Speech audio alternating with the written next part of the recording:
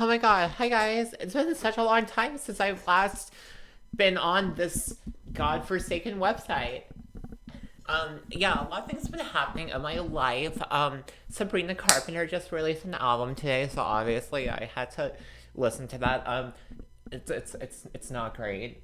Sorry to disappoint. I think like the singles were literally the only good thing to come from the album. Um, Oh my god. Also, for some reason, Charlotte, North Carolina, we hold our pride in August.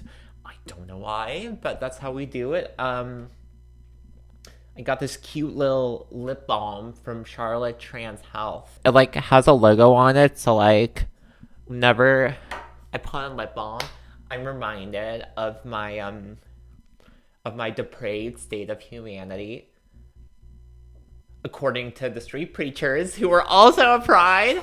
I saw this one guy who was at my university like back in 2021 when I was or no, 2022 when I was a freshman. The dude just like sat down next to me and started going off about how like I was going to hell, and I'm like, dude, I'm trying to learn how to code in Java. Just like, can you not please? Like, it wasn't even the fact that he was like doing that was annoying or like offending me, like, because like I don't get offended. It was just the fact it was so fucking annoying. I'm just trying to study Java, man. Leave me alone. You have better things to do. Anyway, yeah, no, Pride was awesome. A lot of people in dog masks, which I think is pretty cool. Like, I love dogs, love animals, love all that kind of stuff.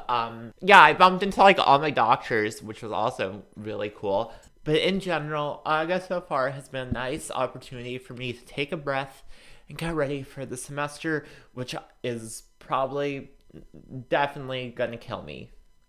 No, the past week was the DNC, and the DNC made me realize a lot of things that I kind of thought of before, but like I was just suppressing.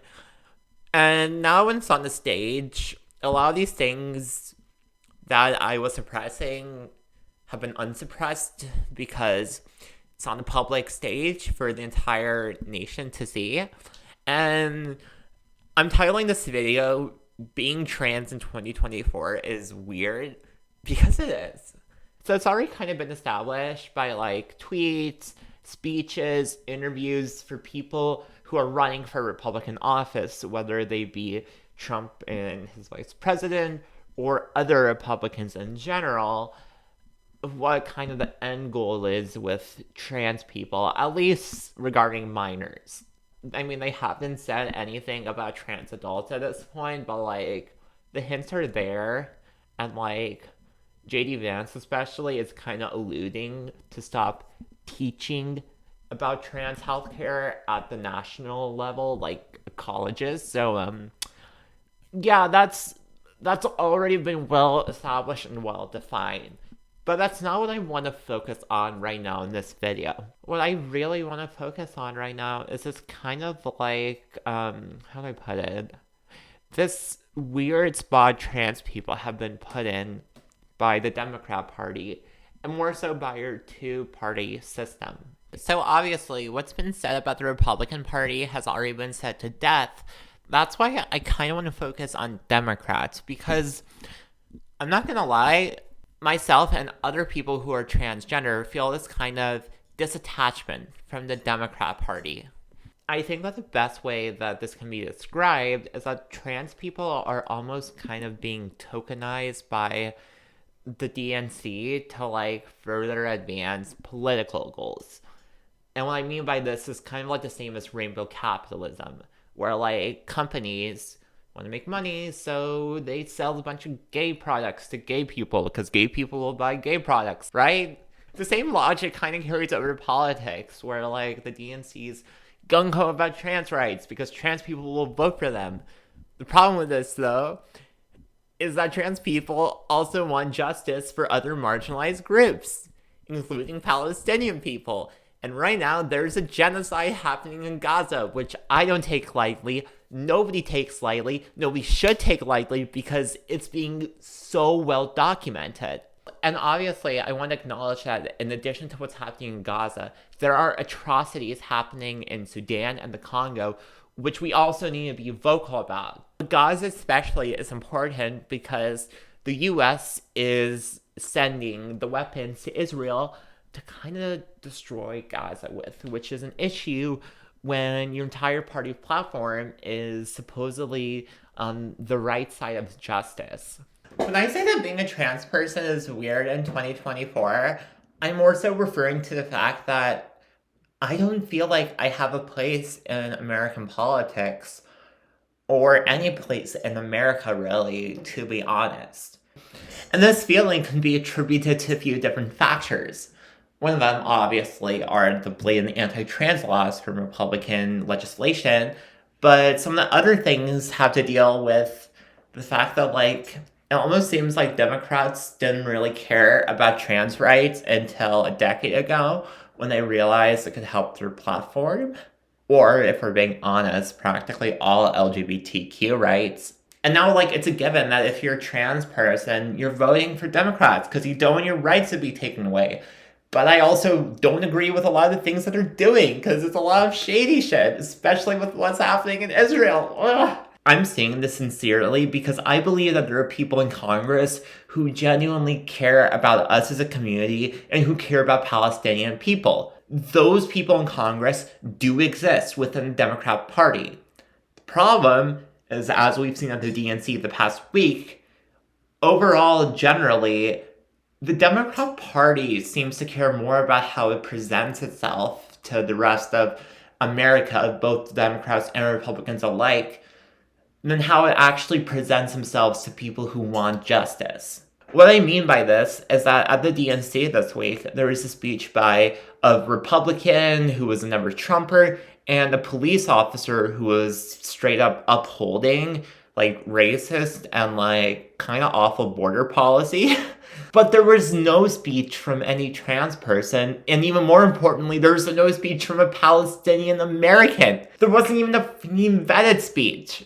I'm saying all this to say that Americans, especially Gen Z Americans, are becoming increasingly more dissatisfied with the Democrat Party, which just seems to be a kind of performative justice party at this point. Personally, I think the Democrats will win and fall just because, like, Trump has said so much stuff that I just think his cause is lost at this point. But I think that it will take a loss to actually cause them to stop, reflect, and reevaluate their position on so many things. Because right now, they're perfectly content with the status quo. The other really weird thing about being a trans person in a Democrat society is the fact that we're at a stage where Democrats are more concerned with protecting their status of looking like heroes by protecting our rights, while simultaneously upholding what the Supreme Court ruled against houseless people and straight up arresting them, like we've seen Gavin Newsom doing in California. The main point I'm trying to drive home in all of this is the fact that, well, yes, the Republican Party is weird in its straight up obsession with trans people and trans surgeries, trans healthcare, all that stuff.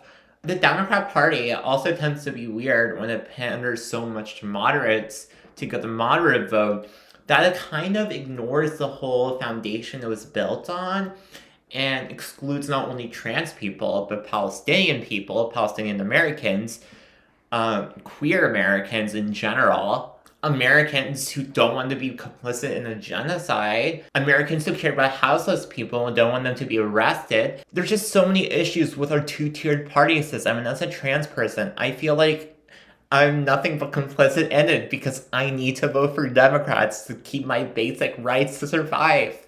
It's really messed up, and I don't know what the solution is besides raising awareness to it and trying to bring about some kind of collective change, even if locally. What I will say has helped me get through all of this is listening to others and just like putting their needs before mine.